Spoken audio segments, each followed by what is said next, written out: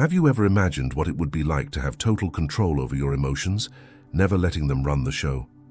Picture someone who doesn't flinch at criticism, who feels no guilt saying no, who makes decisions with almost unshakable clarity. Now, what if I told you that person is a psychopath?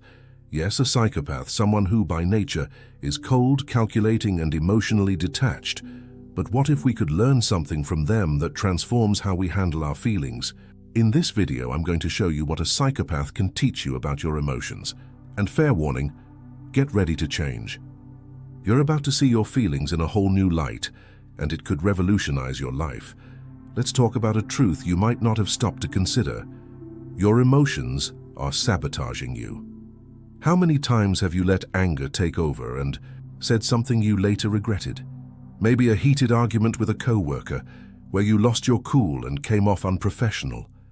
How many times has fear frozen you, stopping you from making a big decision, like turning down a project you knew would overwhelm you?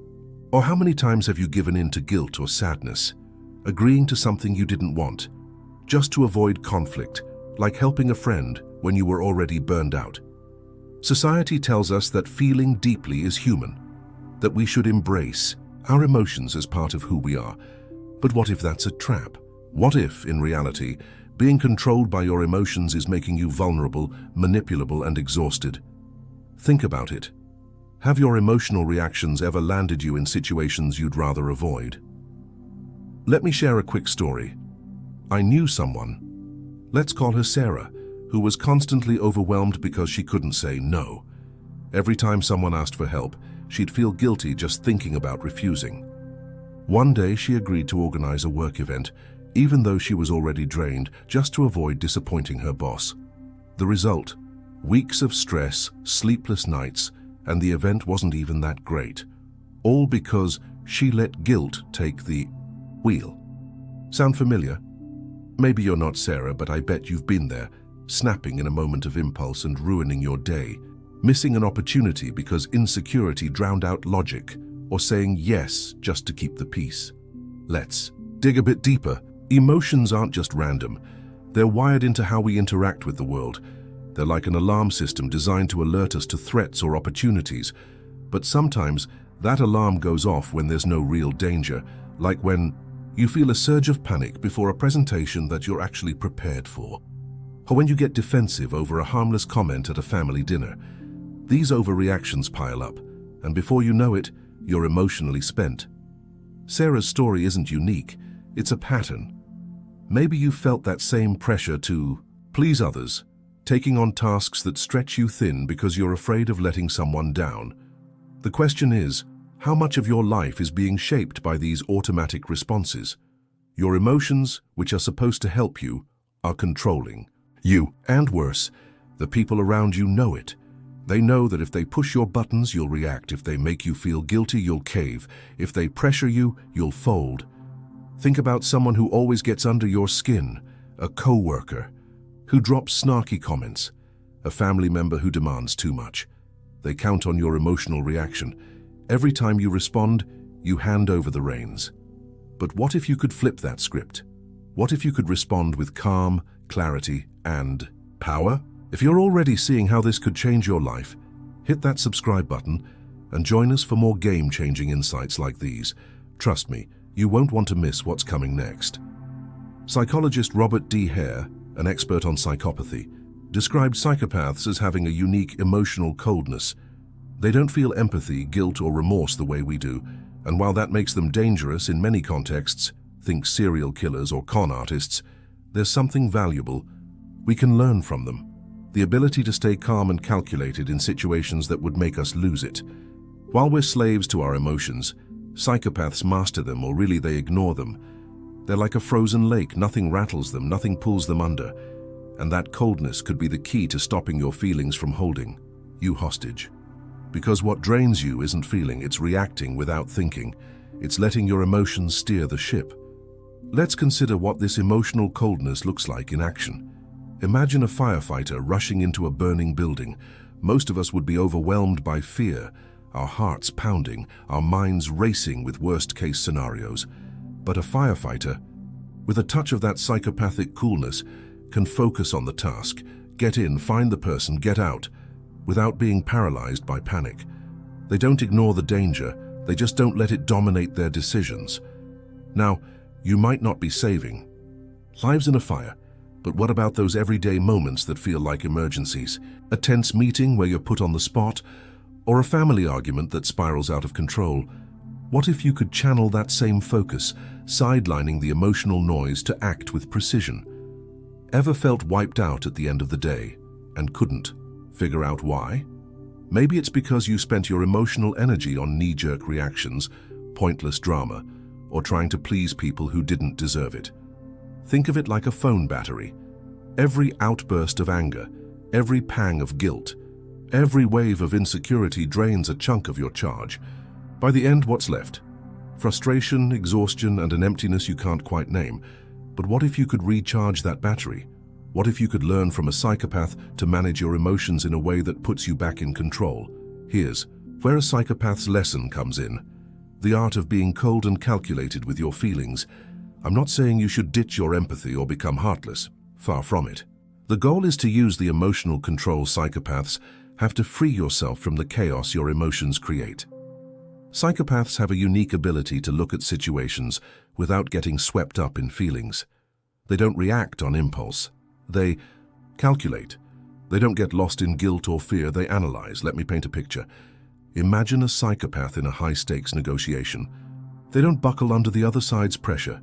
Don't get sidetracked by jabs, don't give in out of kindness. They zero in on the goal and act with precision. Now, imagine bringing a slice of that clarity to your life, not to manipulate anyone, but to protect yourself. Let's make this practical. Think about a time you got into a pointless argument online.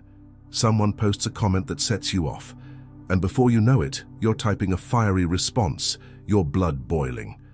Hours later, you're still thinking about it, drained and annoyed. A psychopath wouldn't take the bait.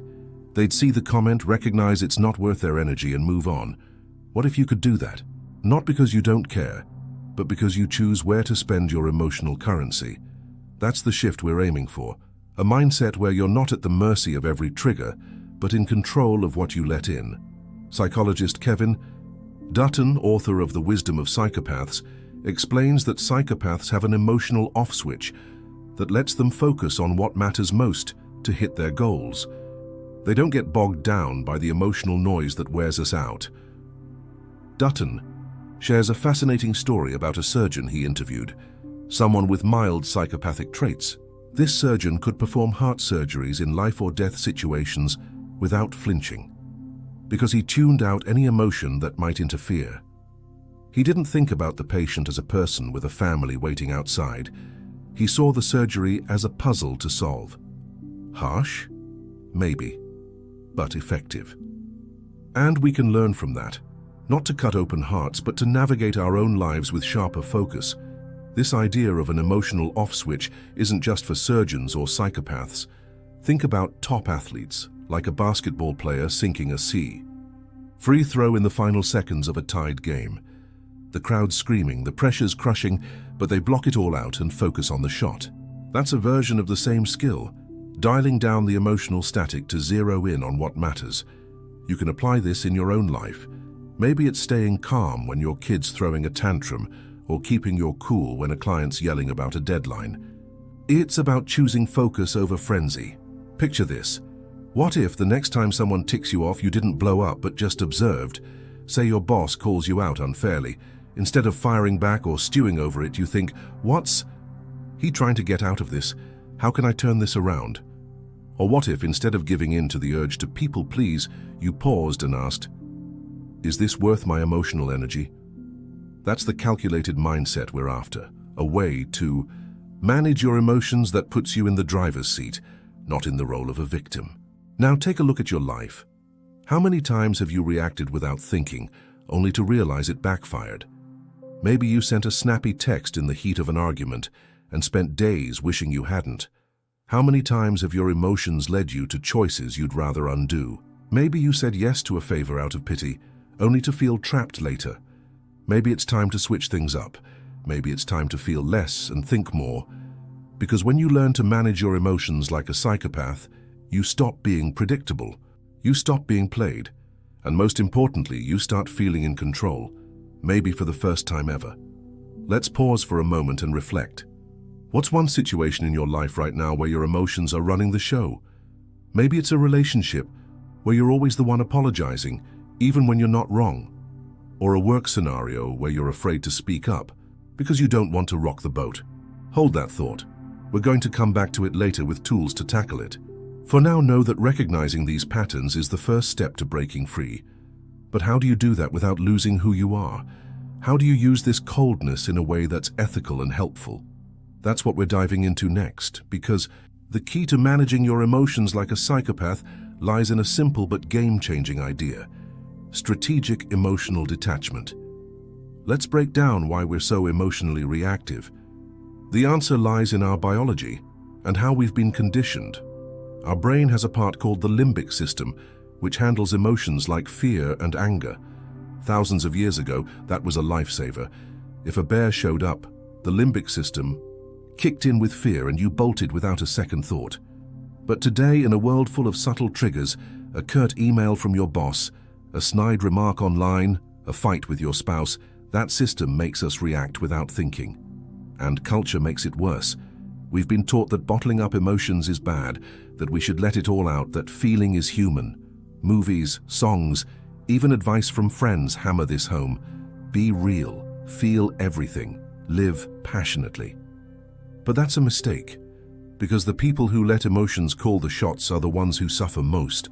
To understand this better, let's look at how emotions shape our decisions. Take a classic example: shopping. Ever gone to the store feeling stressed or sad and walked out with a cart full of stuff you didn't need? That's your limbic system at work, pushing you to seek comfort in the moment, even if it means buyer's remorse later. Or think about relationships. How many times have you stayed in a toxic situation, whether it's a friendship, a romance, or a job, because you felt guilty about leaving? These are the ways our emotions trick us into choices that don't serve us. They're not always wrong, but they're often loud, drowning out the quieter voice of reason. Psychopaths, on the other hand, have lower activity in their limbic system. Brain scans, like those studied by neuroscientist Abigail Marsh, show that a psychopath's brain doesn't light up as much for emotional triggers. They don't feel the same heat we do, and that makes them incredibly effective in high-pressure situations. Marsh found that in experiments, psychopaths could solve complex problems under extreme stress, while most people fumbled under the weight of nerves. You see this same cool-headedness in high-stakes jobs. Surgeons, elite soldiers, even airline pilots often have a touch of emotional coldness that helps them perform with precision. They're not ruled by fear, guilt, or the need for approval, and that's the kind of coldness we can learn to mimic, not to become heartless, but to become stronger. Let's explore this with another angle. Consider a courtroom lawyer defending a client in a high-profile case. The prosecution's throwing curveballs, the jury's watching every move, and the stakes couldn't be higher. A lawyer with a bit of that psychopathic edge doesn't get flustered by the pressure or swayed by the opponent's tactics. They stay laser-focused on the strategy, picking apart arguments with surgical precision. We're not all lawyers, but we face our own versions of courtrooms every day. Maybe a performance review where you're grilled, or a parent-teacher meeting where you're defending your kid. That ability to stay composed, to think instead of feel, can make all the difference. We're unpacking some powerful stuff here, and there's way more to come. If you're loving this, smash that subscribe button and turn on notifications so you don't miss the next video that could level up your life. Think about the people who tug at your emotional strings, that friend who guilts you into helping them. You're never there for me. The coworker who pokes at you just to get a rise. I'm not sure you're up for this. Even your own mind, replaying past mistakes. I should have handled that differently. All those dynamics rely on you being emotionally reactive. When you lash out in anger, shrink in fear, or crumble under guilt, you give them the upper hand. You become predictable, and what's predictable is easy to control. But what if you stopped reacting? What if, instead of giving in to the emotion, you looked at the situation like a psychopath would, with cold logic, with distance? Let me share another story. A guy named Mike worked at a company where his boss was always throwing sarcastic digs about his performance in front of the team. At first, Mike would get mad, snap back, and end up looking hot-headed. But then he decided to try something different. The next time his boss took a jab, Mike just smiled, jotted down the feedback, and said, "I'll look into that, thanks." His boss was thrown off. He was expecting a fight, a reaction, but Mike didn't give him that. Over time, the boss stopped picking on him. It wasn't fun anymore. Mike learned to observe, not react. He took back control by becoming unpredictable. This story about Mike isn't just about dealing with a jerk boss. It's about rewriting the rules of engagement. Mike didn't just avoid a fight, he changed how his boss saw him. He went from being an easy target to someone who couldn't be rattled. That's the power of stepping back emotionally. It's not about suppressing what you feel. It's about choosing when and how to act on it. Think about your own life. Who's pushing your buttons right now? Maybe it's a sibling who always knows how to guilt you into doing them a favor. Or a neighbor who loves stirring up drama. What would happen if you didn't take the bait next time? What if you just watched like Mike and let them flounder? Here's the big takeaway. Your emotions aren't you, they're just signals, data your brain gives you about the world. A psychopath gets this on instinct. They don't tie their identity to what they feel, because most of the time, they feel very little. But we can learn to do the same consciously. When you detach emotionally, you create a gap between what triggers you and how you respond. In that gap, you get to choose, do I react or do I just watch? That's the difference between being a slave to your emotions and being their master. And that's what we're going to learn to do now, because managing your emotions like a psychopath isn't about erasing your feelings. It's about using them strategically. Let's take this a step further. Emotional detachment doesn't mean you stop caring. It means you care smarter. Think about parenting. If your kid's having a meltdown because they can't have ice cream for dinner, your first instinct might be to get frustrated or give in just to stop the screaming. But a parent who detaches emotionally can see the bigger picture. This isn't about ice cream. It's about teaching boundaries. They stay calm, set the limit, and don't get sucked into the tantrum. That's strategic detachment, caring enough to stay steady, not reactive. You can apply this everywhere, at work, when a colleague's trying to dump their workload on you, in friendships, when someone's fishing for sympathy to avoid accountability. It's about caring, but on your terms. Now that we've pinned down the problem, let's talk about the power of emotional detachment. Imagine you're in an argument, someone criticizes you, and you feel the anger rising, your heart racing, words itching to spill out. Maybe it's your partner accusing you of something, or a coworker questioning your work. But instead of jumping in, you pause, you breathe, you step back. You look at the situation like an outsider, not as the star of the drama, but as someone analyzing it from the sidelines. You notice the anger, but you don't become it. You see what the other person's trying to do, rile you up, throw you off, and you choose not to play their game. What happens? The whole dynamic shifts. They're left scrambling because you didn't react the way they expected. You become unpredictable, and the unpredictable hold the power. That's the kind of emotional control a psychopath can teach us. It's not about ignoring your feelings, but about not letting them hijack you. Kevin Dutton calls this an emotional dial. Psychopaths can turn their emotions off when they need to, and we can learn to tweak that dial. It's not about being icy all the time, but knowing when to lean into emotion and when to lean into logic.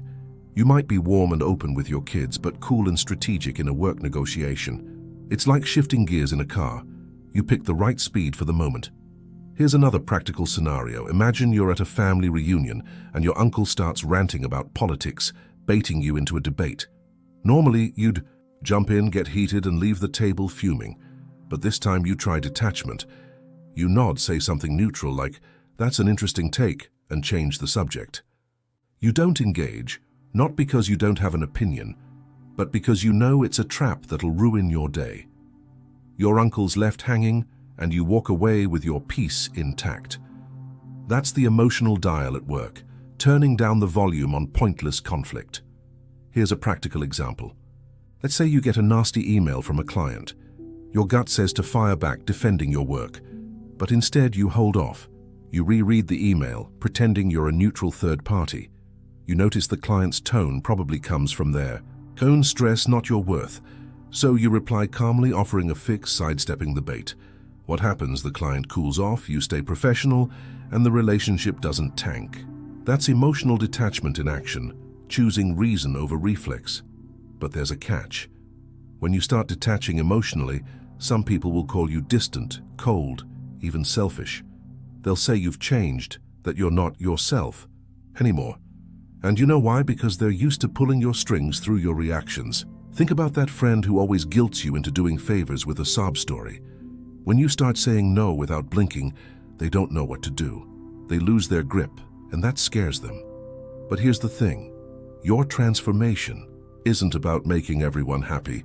It's about guarding your peace, your energy, your core, and deep down, the people who truly matter will respect this new you, stronger, more grounded, more in charge.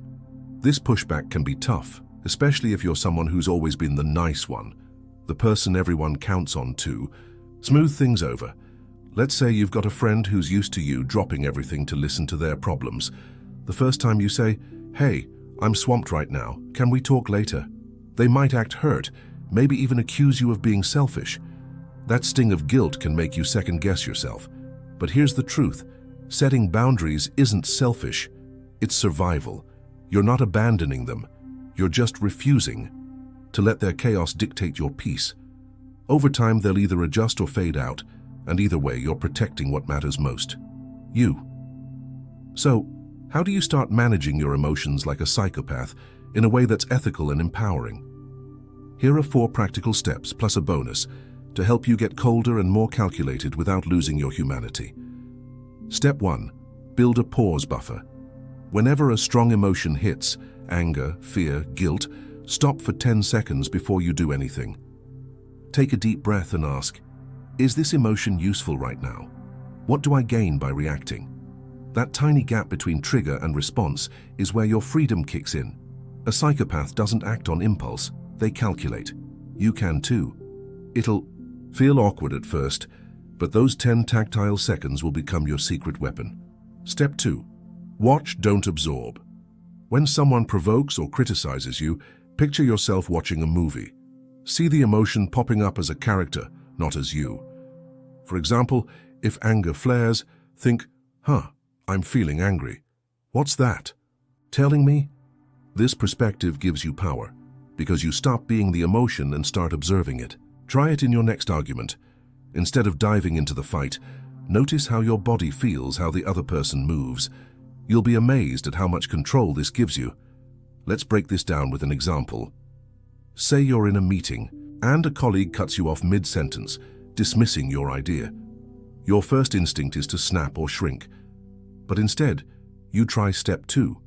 You notice your chest tightening, your pulse quickening, but you don't let it take over.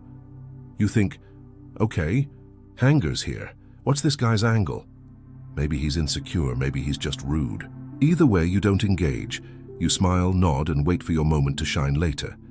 That's watching, not absorbing, and it keeps you in the game. Step 3. Be stingy with your energy. Ask yourself, does this person or situation deserve my emotional investment? If the answer's no, walk away, don't explain, don't justify, just exit. Psychopaths don't waste energy on what doesn't matter, and neither should you. Say no without guilt. Brush off jabs that aren't worth your time. Guard your peace like it's your most prized possession. A handy trick is to have a mental phrase like, "This isn't mine to carry." Use it when you feel someone dragging you into their mess. This step is a game changer, especially in our always-on world. Think about social media.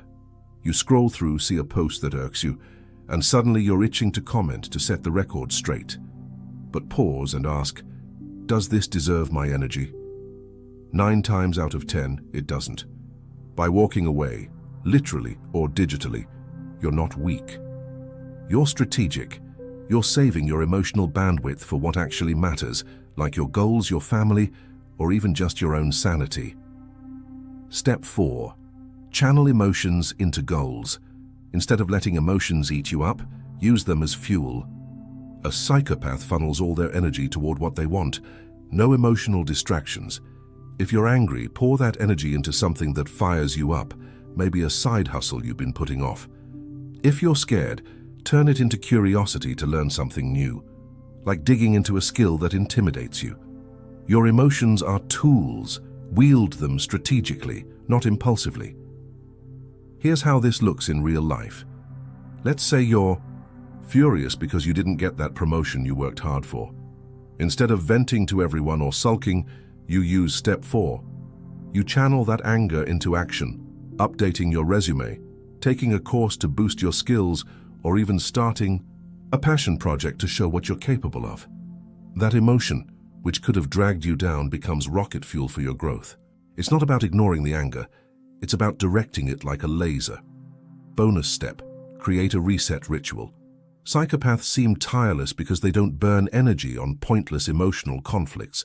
You can mimic this by carving out moments to recharge your mind. Maybe it's a 10-minute walk, listening to a song that grounds you, or jotting down your thoughts to clear your head. This ritual helps you snap back to center, ready to tackle the next challenge with clarity. This bonus step is like hitting the reset button on your emotional dashboard. Imagine you've had a rough day, deadlines piling up, kids bickering, maybe a fight with your partner. Instead of carrying that stress into the next task, you take 5 minutes to sit quietly with a coffee, no phone, just breathing. Or you blast your favorite song and dance like nobody's watching. Whatever it is, make it yours. A signal to your brain that you're clearing the slate. Over time, this ritual becomes your anchor, helping you stay steady no matter what life throws at you. These steps aren't easy at first. You'll want to react, to give in, to slip back into old habits. But every time you choose calculation over reaction, you're building a new emotional muscle. It's like hitting the gym. The weight feels heavy at first, but you get stronger. You're becoming someone who's no longer at the mercy of their emotions, but in command of them. And that's real power. Let's circle back to that situation you thought of earlier, where your emotions are running the show. Picture it vividly. Maybe it's that coworker who always interrupts you, or that fear of failure holding you back from starting a new venture. Now imagine applying these steps. You pause before responding to the interruption, observe their behavior without getting sucked in, decide if it's worth your energy, and redirect any frustration into proving your worth elsewhere. How does that feel? That's the power you're unlocking. A way to rewrite those moments that used to derail you. Now look at your life. Who or what's playing you through your emotions? Maybe it's that relative who always makes you feel like you owe them. Maybe it's an inner habit, like anxiety, holding you back from taking a leap. What situations make you react without thinking? Maybe it's time to shake things up. Maybe it's time to learn from a psychopath and take back control of your emotional life. We're at the end, and here's what you need to carry forward. Your emotions don't have to be your enemies, but they can't be your bosses either. A psychopath can teach us to turn emotional chaos into clarity, reactivity into power, vulnerability into strength. When you stop reacting on autopilot, when you start observing and calculating, you change the game. You go from being a pawn in someone else's emotional chess match to being the player calling the shots. Imagine what your life would look like if you didn't sweat unnecessary criticism anymore, like that snarky comment that used to keep you up at night, but now you just shrug off. Imagine saying no without a twinge of guilt, like turning down an invite and not second-guessing if you hurt someone's feelings. Imagine making decisions with crystal clear focus, unburdened by fear or anxiety, like taking on a new work challenge with total confidence. That's the freedom you get when you learn from a psychopath to manage your emotions, not to harm others, but to shield yourself. You become someone who's no longer predictable, manipulable, or emotionally fragile. You become someone rare, powerful, and in control. Before we wrap up, if this video's hitting home, please subscribe and give us a thumbs up. It helps us keep bringing you content that can transform your life. But this shift takes guts. You'll have to face the discomfort of being called cold or distant. Picture your buddies saying, "Nah, man, you're different now, what's up?" You'll have to wrestle with the guilt that creeps in when you start putting your peace first, like saying no to someone close and feeling that pang in your chest. And above all, you'll need the courage to be your true self, no longer bending to what others expect. Are you ready for that? Are you ready to be misunderstood, pushed back, or even disliked for the sake of your emotional freedom? If the answer's yes, then drop this in the comments. I choose control over my emotions. It's not for me, it's for you to tell the world and yourself that you're ready to evolve. Let's take a final moment to visualize your future self. Picture yourself a month from now using these tools. You're at work and someone tries to drag you into gossip. You sidestep it effortlessly. You're with friends and someone pressures you to overcommit. You say no with a smile. No apologies. You're facing a big decision, maybe a career change or a move, and instead of being paralyzed by doubt, you're calm, weighing your options with clarity. That's not a fantasy. That's what's possible when you master your emotions. It's not about becoming someone else. It's about becoming the strongest version of you. And don't stop here. The next video will show you how to apply this mindset to specific situations. At work, when your boss piles on pressure. In relationships, when someone tries to guilt trip you. In tough decisions, when fear wants to hold you back. Watch it, because you deserve a life where your emotions serve you, not chain you. Remember, the world will poke you, test you, push you, but starting today, you don't react, you calculate. You don't just feel, you control. Get ready to change. I'll see you in the next video.